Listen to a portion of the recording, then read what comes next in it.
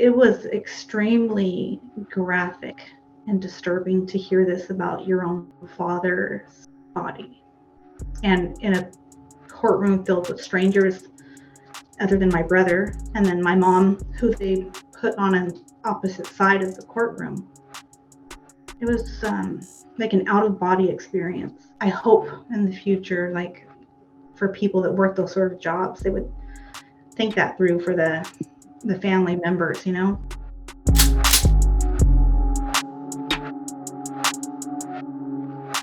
Yeah, exactly. There should be some sort of protocol in place for that. How old were you when this happened? I was in my early 30s. So I had a 6 month, I think my daughter was 6 months old at the time. So yeah, I was about 32, I think, when it happened. 33 maybe. And you mentioned earlier that your brother had another incident Mm-hmm. beforehand. He shot somebody else. Could you tell us what happened there? That was actually my stepfather who he shot. I was getting ready for church. It was a Sunday morning. My our real dad, my dad had called me, and it was like maybe 7 o'clock in the morning, which was not like him to be up that early because of his work shift. The first thing out of his mouth was, "Have you heard from your brother?" I instantly knew something was wrong. That's not how we ever greeted each other on the phone. My brother had been sort of having some odd behavior, leading up to that kind of paranoid type stuff. I said, "No, I haven't heard from him. What is going on?" And he said, "Well, so and so, listening to a police scanner, they overheard that my brother shot his father." So that family member, thinking it was my real dad, called to check on him, realized it wasn't him. They came to the conclusion it's probably my stepdad. My dad called me, obviously panicked, and was trying to call my mom. Her cell phone, the house phone, nobody's picking up. So I'm like, it has to be true then. So I jumped in my car, sped over here. I don't even know, I was going pretty fast trying to get here. I only lived, 5 or 7 miles from the house at the time. And by the time I got to the bottom of the hill, cop cars everywhere. You can imagine, you know what I mean? Like a detective is shot in his home, they're going to be swarmed around. They stopped me at the bottom of the hill. And this was such a pivotal moment for me also, because it kind of goes back to like a lot of the trauma we had, or I had, I'll speak for myself, as a kid, where it was sort of separated. Like my brother and I were the step kids, you know what I mean? The bad kids. And then my stepfather, he did have kids. I mean, we don't have a relationship, so I try not to bring them in on what I do out of respect. But they were the good kids, you know what I mean? They were the kids of the cop, the good guy. Pulling up to that scene, they stopped me, the cops stopped me, and asked who I was. And that's when one of them said, "Oh, you're the stepdaughter then. You're one of one of them, like you're related to the shooter." And I thought, well, yeah, I am, I guess. Like, and the first thing I asked, because I want to know, like, where's my brother? Did you shoot him? I just assumed, he shot a cop, so they probably shot him. And they said, "No, we haven't found him yet." So my heart sunk. I really never thought my brother was the type of person that would just go down easily. You know what I mean? I really felt like if it was going to happen, it was going to be in a shootout. I asked, "Can I please go up to the house?" And, I asked where my stepfather was. He had been meta-flighted out to a trauma center. So I knew he was on his way to get help. He was still alive. So I was hopeful. Now, mind you, my grandparents live on the same road, like 3 houses away from where I was at. My grandfather had Alzheimer's. My grandmother was going through lung cancer. Can I just get to my grandparents' house and check on them? Because I could see from where I was at, there was cops there as well. And no, I couldn't get to them, couldn't get to my mom. I can't even, time sort of ran together. I can't remember how long it was until they let me go up the hill to my mom. But when I saw her, you know that look when people say like the lights were on but nobody's home? Like her Yeah. eyes just look so distant. And she had like one house shoe on, and there was like blood on her nightgown. And I was just, did this really happen? Is he shot? And she was just trying to she wanted to go with her husband. She wanted to go be with my stepfather. They wouldn't let her leave even, because they're like, well, we need to find out what happened. We need to question you. We need to know what happened. That was so crazy. I can't even tell you how many law enforcement officers were surrounding the area. They had a SWAT team that had surrounded the house. They thought my brother was in the home. He wasn't in the home. He was back behind them in the tree line in the like wooded area. And they did end up finding him sort of further back. He walked down by a building somewhere, and somebody called the cops and said, hey, there's some guy walking around here. They knew something was going on. Small town, cops are everywhere. And they picked him up without an incident, which really shocked me. Did you find out how that incident started? I'll share as much as I can without disrespecting my mom and stepdad. Oh, yeah. My brother, he was on substances. Yeah. And I truly believe that particular incident was primarily fueled by substances and methamphetamines, paranoia. All I know is early that morning, my stepfather walked out from the bedroom into the living room. Some sort of words were exchanged. Now, mind you, my stepfather has never talked to me about this. He doesn't want to relive it, talk about it. Words were exchanged in the living room, and I don't even mean aggressive words. I'm not sure. There wasn't an argument or anything. And my brother was sitting in a chair with a handgun, and he shot him twice. My stepfather turned to run. He ran in the room with my mom, pushed the dresser in front of the door, and I'm assuming he told her he shot me. She called 911, and she just thought he had the wound, from what I understand, from the torso. She didn't realize he was shot right behind his eye. Holy shit. Yeah. And she was putting pressure on the wound, trying to get someone to come in and get him. But understandably, protocol is like, they think he's still in the house. They're not going to come storming in the house right away. Fortunately, one of the deputies actually risked his job, really broke protocol and broke through the line where the SWAT team was and everything, and came to the window, the bedroom window, and pulled my stepfather out through the bedroom window. He had already been shot for I think it was 45 minutes. So I'm sure time was of the essence at that moment. He was medi-flighted out, to a Bay Area trauma center. So if, I would say substances, and particularly anyone that knows about those type of substances, paranoia and crazy thinking, go along with it. And it doesn't help if you already have an aggressive and, nature to you. Yeah, exactly. It amplifies it when you go through drug-induced psychosis like that. Exactly. And I believe those particular words were used, when describing that incident in court.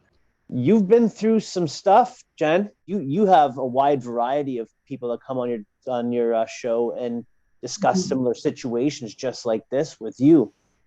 Do you find it sort of therapeutic for yourself? I absolutely do. You saying that is spot on. I really feel this is a form of therapy for me. If I can help someone else express what they're going through or share their story, it really truly helps me deal with my own issues. And I would hope that I can do that same thing for others. And that's where it really comes into play and touches my heart and my life. Because if there's one thing we all have in common, if you really think about it, it doesn't matter what background. We can all come together when it comes to trauma or hurt, pain. We can all understand each other and resonate on those sort of issues. It doesn't matter the background.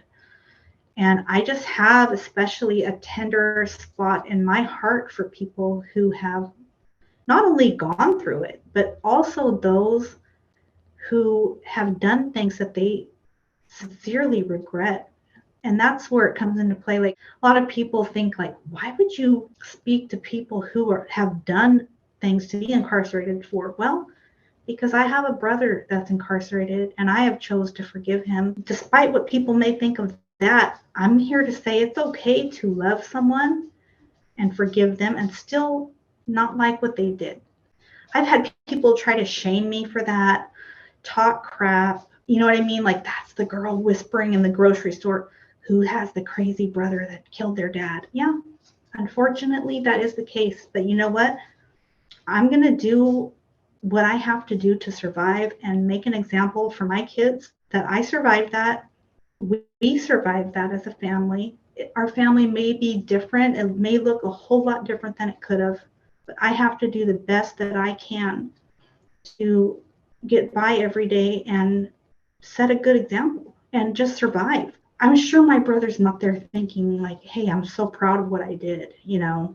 No, he has to live with that every day. And he does. And I'm willing to bet that he's not even the same person that he was. His mind is probably in a whole different level of understanding now. And it probably has a whole lot of guilt, shame, regret, everything. Absolutely. Do you still speak with him? You know, it took, I want to say it was 2 years. And, you know, part of that, first I'll say, like, some people might not understand.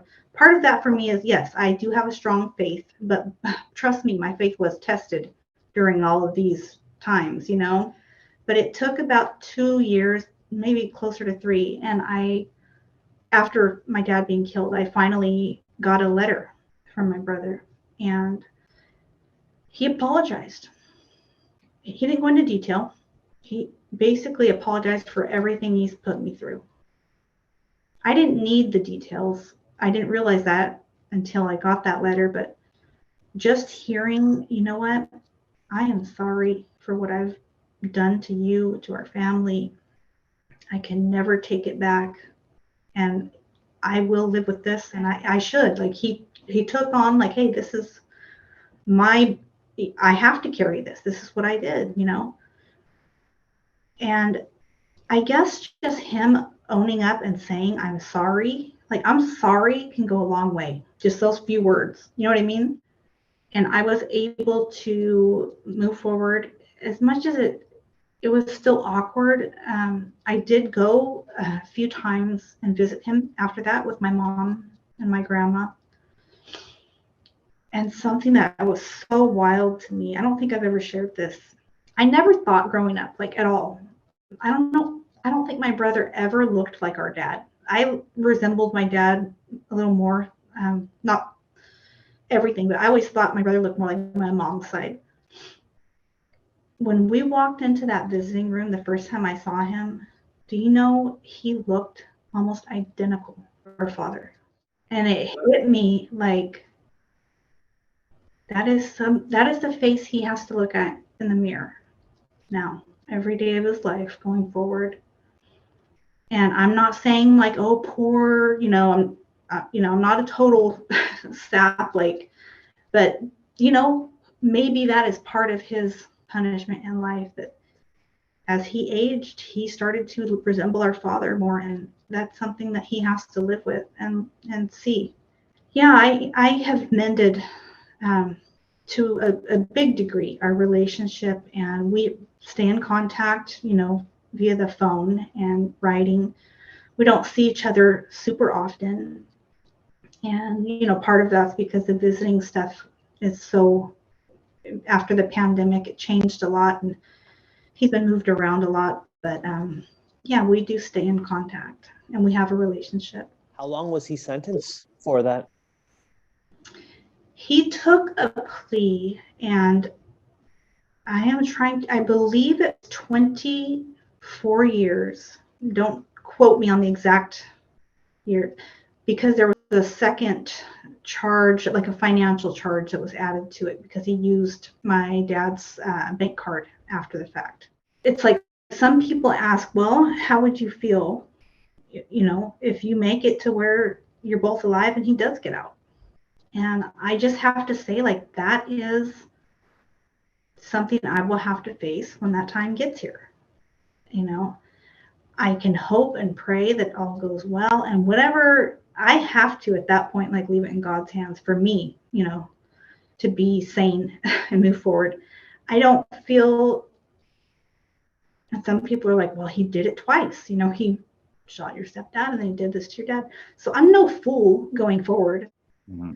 But I do have hopes that all would be well, and he's got clean and has gained some support and mental health. So I just hope and wish and pray for the best. And I'm not here to punish anybody in life.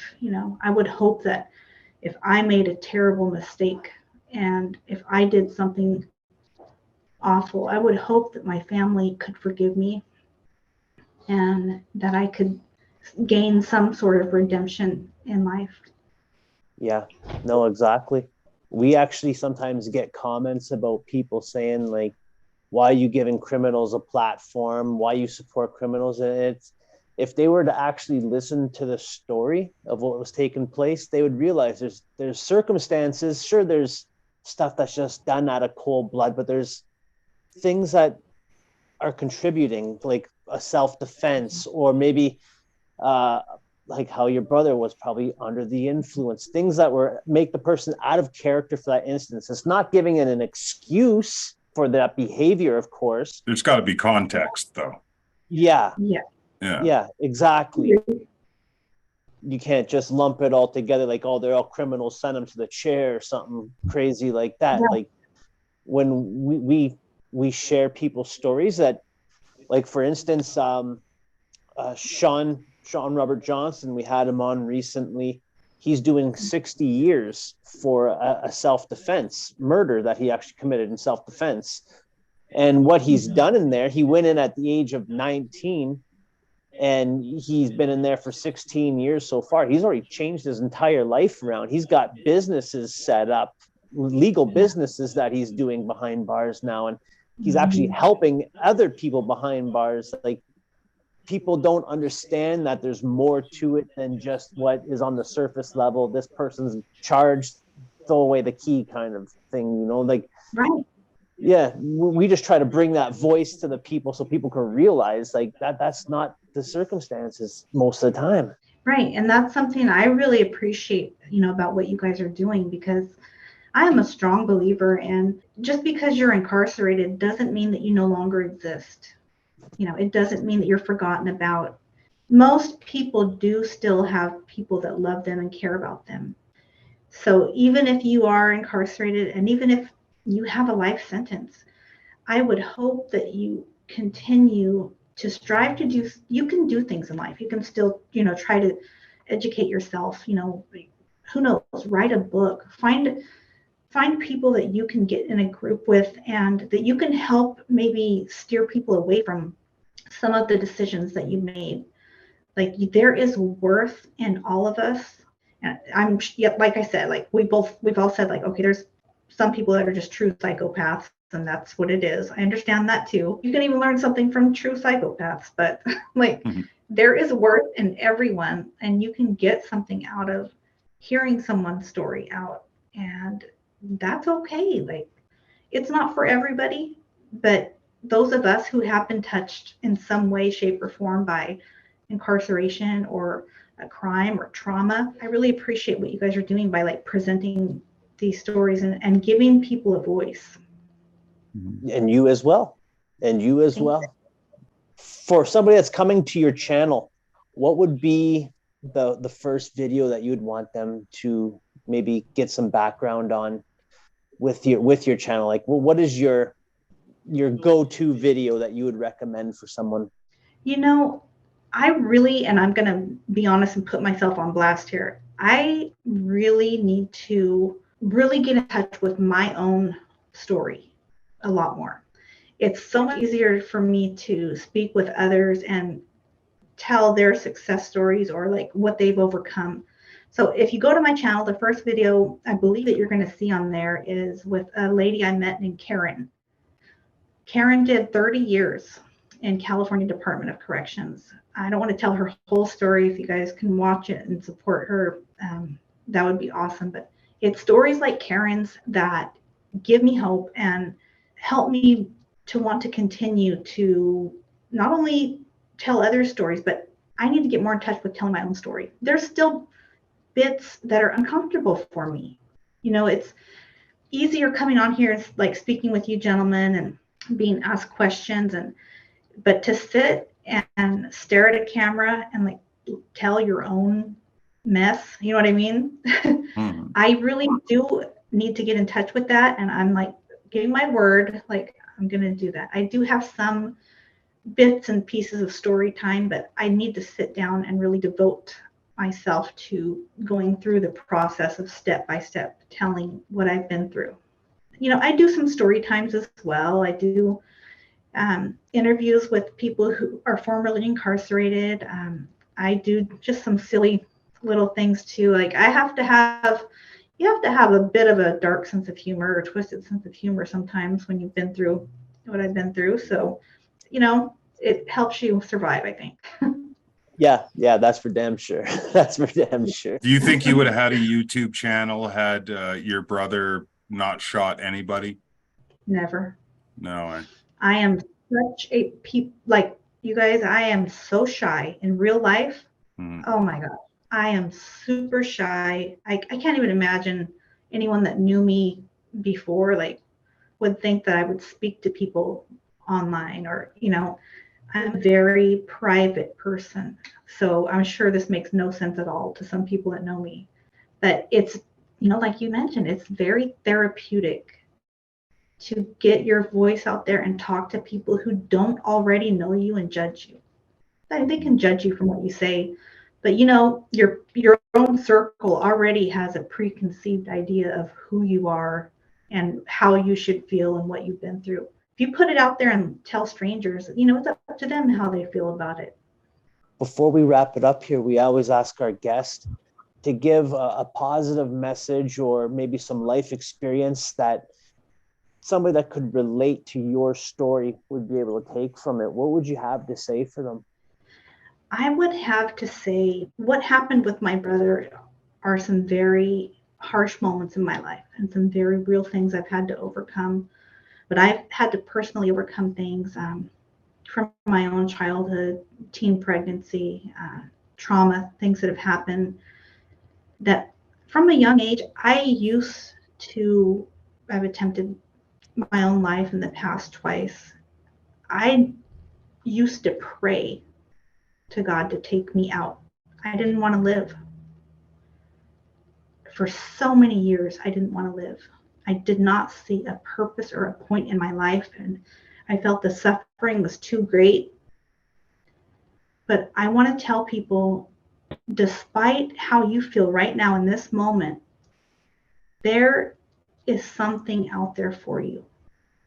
And if you have so much pain that it almost seems like you can't tolerate it, I can almost guarantee you that your message and your story is going to be using that pain and what you've been through and putting that into a way to help others. And it's going to help to heal you by telling your own story.